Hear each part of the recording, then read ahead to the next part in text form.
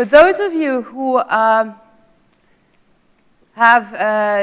not heard about female genital mutilation, let me go through, give a little background shortly.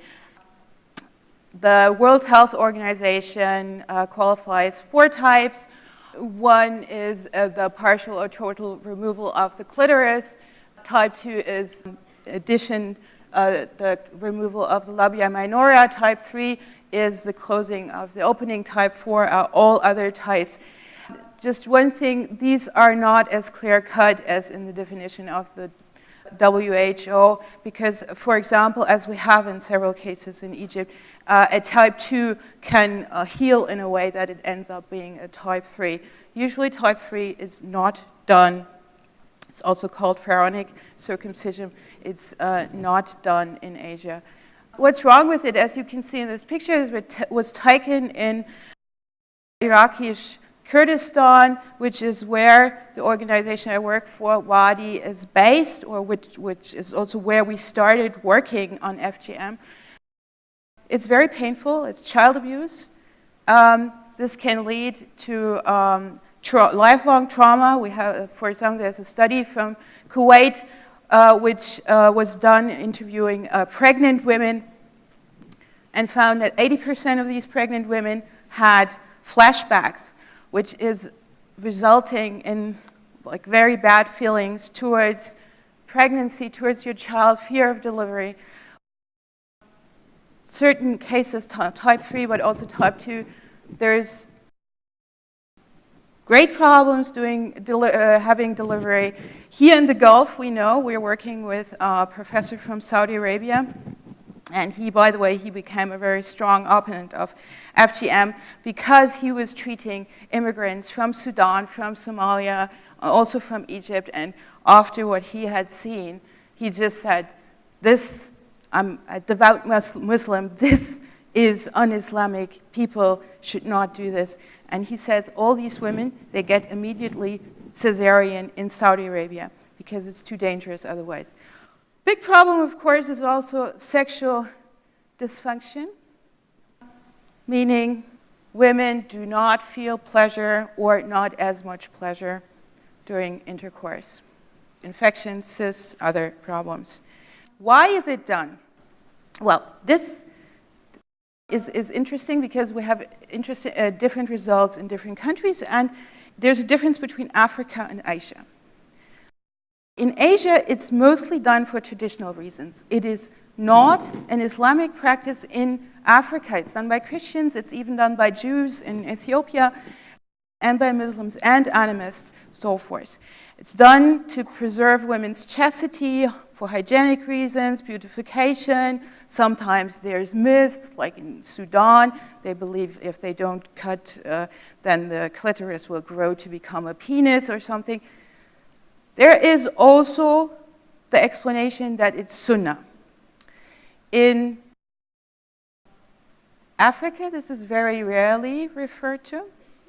Asia more often. This is just a map to show you how widespread it is. The more east you get, the more religion plays a role in explaining it.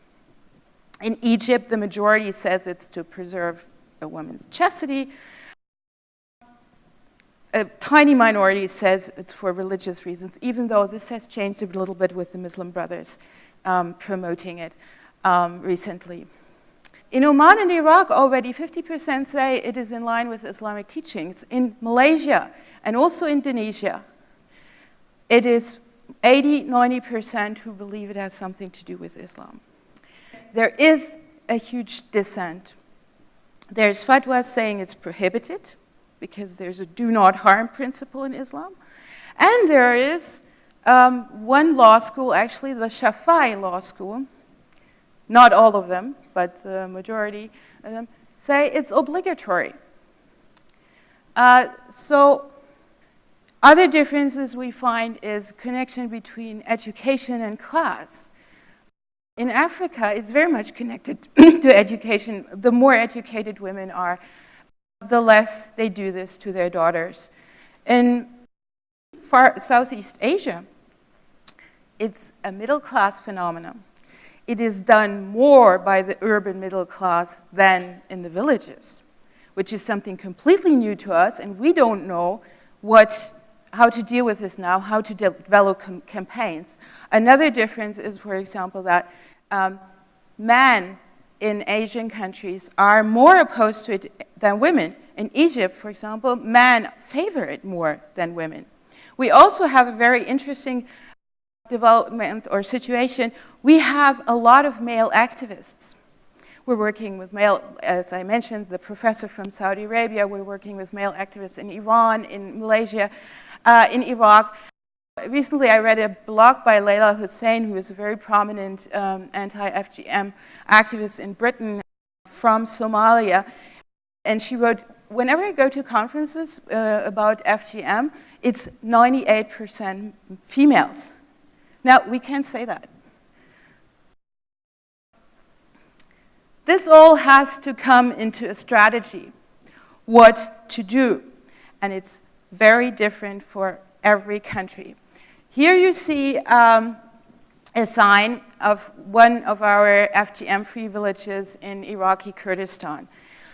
What we do there is we have mobile teams going to the villages. This consists usually of two community workers.